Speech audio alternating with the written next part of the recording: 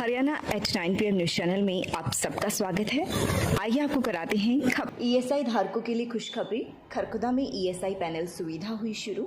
Doctor सेठी अमर अस्पताल, tulip अस्पताल की यूनिट, पुराना रोहतक रोड डाकघर के सामने डॉक्टर सेठी अमर अस्पताल। अब ईएसआई धारकों को पैनल से इलाज के लिए दूसरे शहर में जाने की आवश्यकता नहीं है। वे खरखुदा के डॉक्टर सेठी अमर अस्पताल में अपना इलाज करवा सकते हैं। खरखुदा नगर पालिका चेयरमैन हीरालाल इंदौरा जी और नगर पालिका सेक्रेटरी ने खरखुदा के विभिन्न स्थानों का संयुक्त तौर से दौरा किया और मटिंडू मार्ग पर जब पहुंचे तो वहां लोगों ने सेक्रेटरी साहब को और चेयरमैन साहब को बहुत सारी खामियां गिनाई। कहा कि जिस तरह से नाला बन रहा है मटिंडू मार्ग पर, यह बेहद मनमानी तरीके से बन रहा है।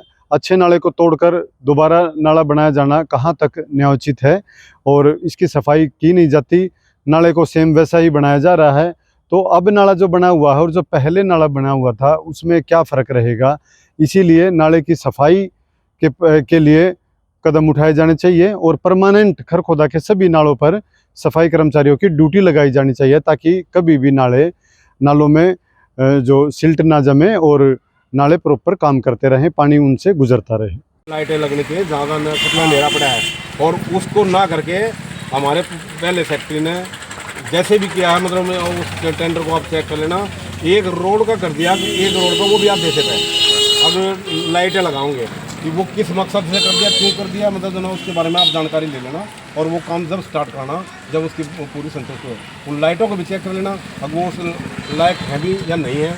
अगर ये ना हो, अगर जो ना मतलब जो ना बात काम चालू करें उसके बाद मैं पेमेंट नहीं करूँगा, ये बात है। 20 साल से ना इस रोड पर 20 साल पहले गली मैं अपने साइन नहीं करूँगा। सेक्रेटरी साहब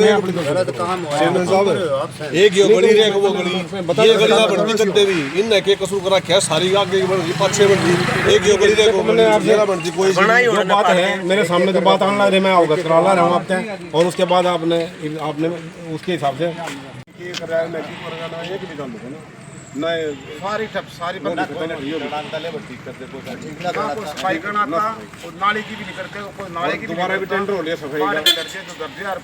खरखुदा में इन दिनों जो डबल मर्डर केस हुआ था और पीपली कांड हुआ था, इसके अतिरिक्त भी चुटपुट घटनाएं लगातार होती रहती हैं। बात चाहे चोरी की वारदातों की हो या छीना झपटी की हो। आईएमटी एरिया में भी काफ़ी वारदातें हुई हैं। अब जो इस तरह के माहौल बना हुआ है उसमें एक चर्चा ये भी सामने आने लगी है कि खरखुदा मिनी सचिवालय बनने से पहले तो यहाँ पर एसीपी साहब का ऑफिस लगता था, दफ्तर था। एक पुलिस पर ज़्यादा कंट्रोलिंग रहती थी, पेट्रोलिंग भी ज़्यादा होती थी। लेकिन जब से दफ्तर सोनीपत गया है और मिनी सेक्रेटरेट भी बन चुका है, मिनी सेक्रेटरेट में ऑफिस के लिए अच्छी खासी पुलिस के लिए जगह भी है, लेकिन यहाँ पर एसीपी या डीसीपी का कोई भी दफ्तर नहीं है, डीएसपी का कोई दफ्तर नहीं है, जिसके कारण लोग अपनी शिकायतें एसएचओ के बाद सोनीपत जाने में कतराते हैं और आपराधिक गतिविधियों पर भी अंकुश लगाने में कहीं ना कहीं नाकामी मिल रही है। इसीलिए यहाँ पर दफ्तर की भी बेहद आवश्यकता है। स्टैंड और खरखुदा कन्या वरिष्ठ माध्यमिक विद्यालय के पास एक साइन बोर्ड लगा हुआ है ऊंचा, उसको बनाने के लिए जो वेल्डर और जो मैकेनिक काम कर रहे हैं वो बेहद ही खतरनाक तरीके से काम कर रहे हैं। कोई सेफ्टी के उपकरण उन पर नहीं है, वो गिर भी सकते हैं। और जिस समय ये काम कर रहे थे उस समय स्कूल के बच्चों की छुट्टी भी हो गई थी, जिससे रिस्क और भी ज़्यादा बढ़ सकता था। तो ऐसे लोगों पर कार्रवाई करने की आवश्यकता है और उनको भी ये चाहिए कि पूरे सेफ्टी उपकरण के साथ इस तरह का काम करें। साइन बोर्ड पर वेल्डिंग का काम रिस्क लेकर नहीं करना चाहिए, इससे उसकी भी जान को खतरा है और अगर कोई हादसा होता है, नीचे गिरते हैं तो नीचे जाने वाले राहगीरों को भी जान का खतरा बन सकता है। ऐसी कार्रवाई आगे से ना हो, इस बात का ध्यान रखना चाहिए और प्रशासन को भी इस दिशा में ठोस कार्रवाई करने की आवश्यकता है। खरखुदा थाना कला बाईपास फ्लाईओवर के नीचे जो अंडर ब्रिज है उसमें पानी भरा रहता है और जो निकासी विधिवत न होने के कारण पानी वहाँ जमा रहता है। मार्ग वहां से टूट गया है, लोगों को दिक्कतें हो रही हैं, एक्सीडेंट के खतरे बन रहे हैं, दुपहिया वाहन चालक उसमें गिर रहे हैं। थाना कला, थाना खुर्द, तुरकपुर, मंडोरा, यहाँ के लोगों की आवाजाही इस पर ज़्यादा रहती है, उन्हें ज़्यादा परेशानी का सामना करना पड़ता है। इसीलिए इसकी शिकायत एसडीएम साहब तक पहुंची। एसडीएम साहब ने तुरंत निर्देश दिए हैं कि इसकी पानी की व्यवस्था को सुचारू किया जाए और पानी हटा करके जो मार्ग है उसको मोटरेबल किया जाए, उनके गड्ढे वहां पर भरे जाएं ताकि कोई सड़क दुर्घटना ना हो। लोक निर्माण विभाग और NHAI डिपार्टमेंट को निर्देश जारी किए गए हैं।